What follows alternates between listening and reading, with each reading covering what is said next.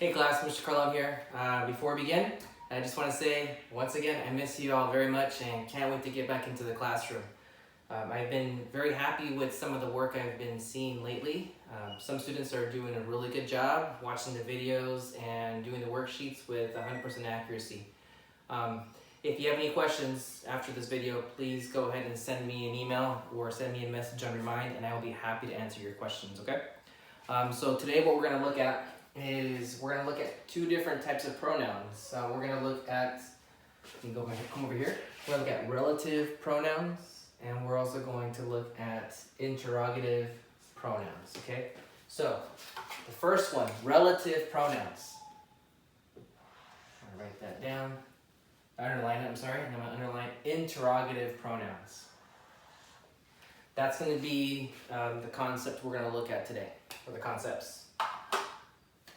Pronouns, we know, replace words in our language. Sometimes to avoid repetition, a writer might see that he uses a specific word over and over again, and to kind of break it up. One strategy might be to use synonyms, and another strategy might be to use pronouns. So pronouns actually are words that replace nouns, okay?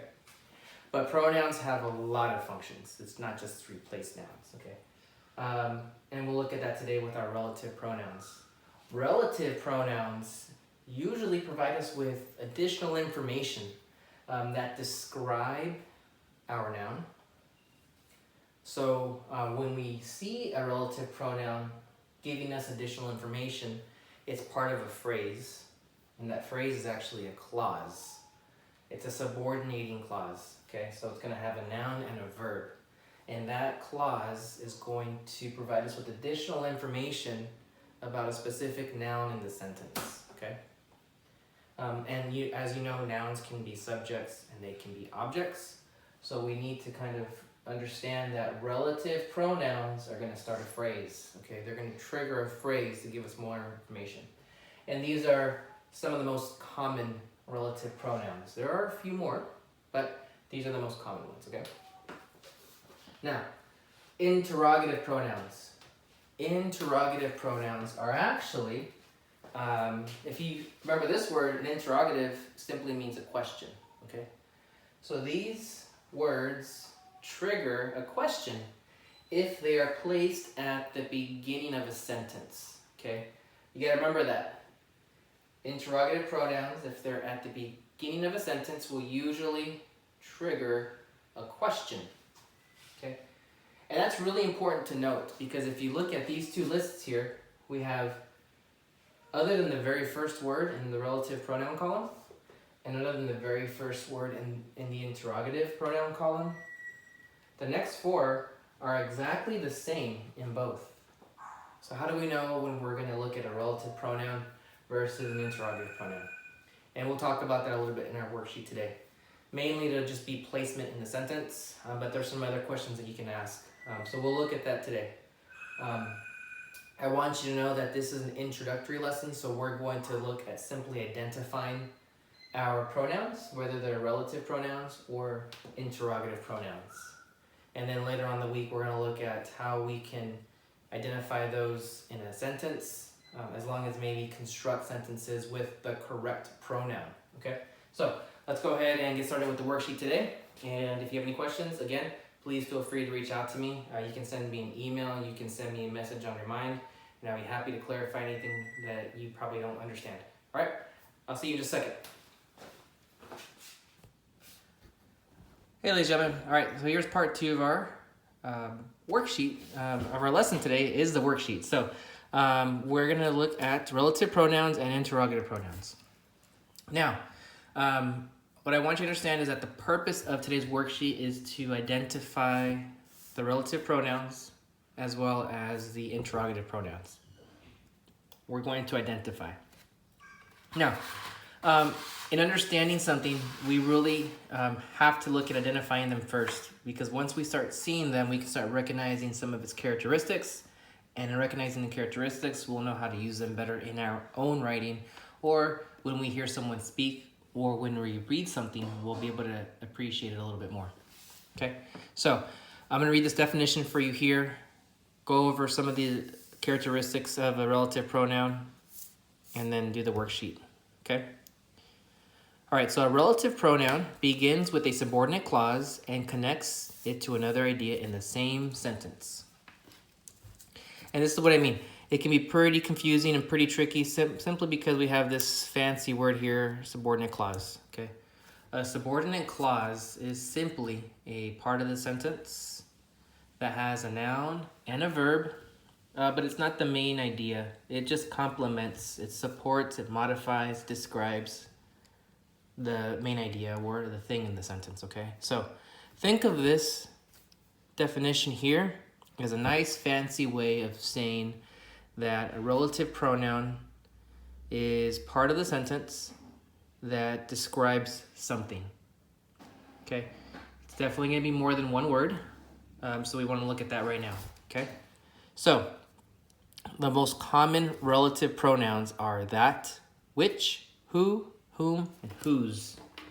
So we're gonna look at these right here, and I'm gonna highlight them because I want you to remember that these are the words we're looking for in our sentences today when we identify relative pronouns in our writing, okay? So the directions read each sentence, then on the line provided, write each subordinate clause and circle the relative pronoun.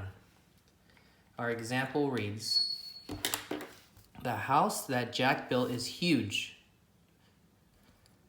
Now the answer, the part of the sentence that we need to look for is we need to find the first word, which is the relative pronoun, which is that, okay? It's one of these 5 words here. We circle it and then we include the information, we include the clause, the noun and the verb that help us understand the sentence a little bit more, okay? Now, it is a subordinating clause because it is not necessary. It just gives us a better understanding of the entire sentence. So we write it down on the line and we circle the relative pronoun. It's easy to tell which part of the sentence has the relative pronoun because if we simply remove it as well as the clause, the sentence still makes sense. We can still understand the idea of the sentence. Like this one, for example. If we were to just take out the relative pronoun and the clause, this right here, the sentence would read, the house is huge. That makes sense. That's a complete sentence.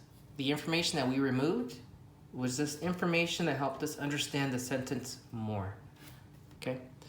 So let's go ahead and look at number 1. I'll read it for you and we'll look for identify the relative pronoun and the clause, okay? My position, which I've stated before, is that the curfew is too early. Now, this word is one of these 5 words up here, okay? Which. I also have another word in the sentence that is part of those 5 words. That. The first word and the clause, the group of words that are with it, are what I'm really looking for. It's the relative pronoun and the information within there, within the clause, that help me understand the sentence more. I'm having a hard time with this pencil.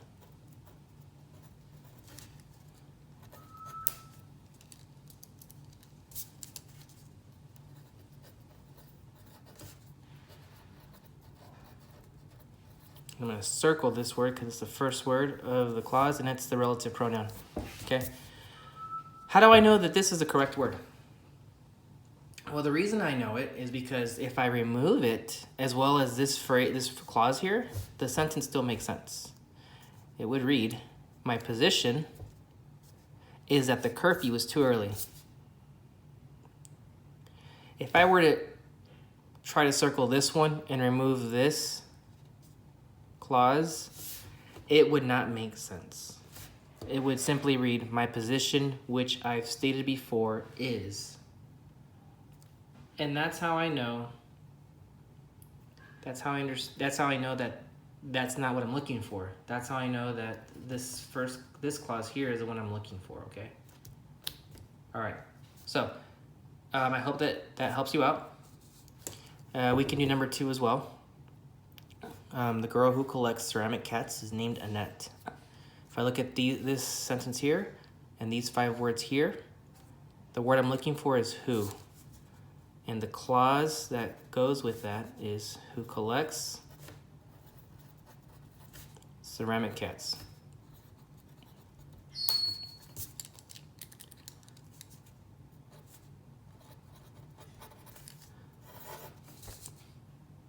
How do I know that?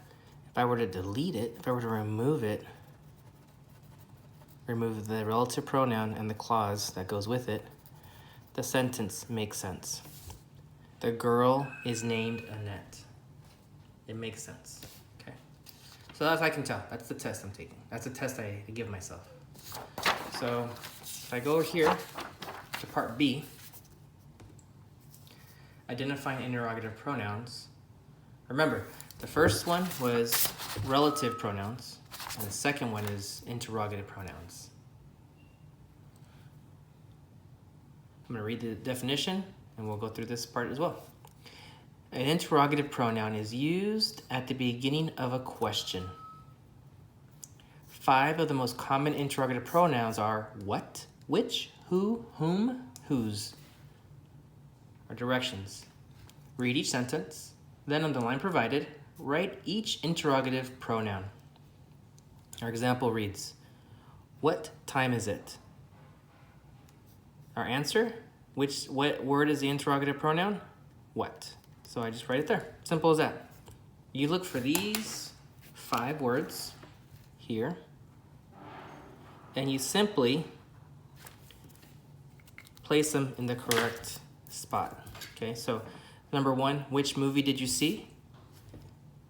What, which, who, whom, or whose? It's which, right? So we just put which there. That's all we're doing. We're trying to look for the word that's going to trigger or start a question. And that word in this activity is going to be our interrogative pronoun. So go ahead and make sure you complete part B as well. And if you have any questions, please feel free to send me an email on through student email, or send me a message on Remind, and I'll be happy to answer your questions, okay? I'll talk to you later. I'll see you on Wednesday. Have a good day.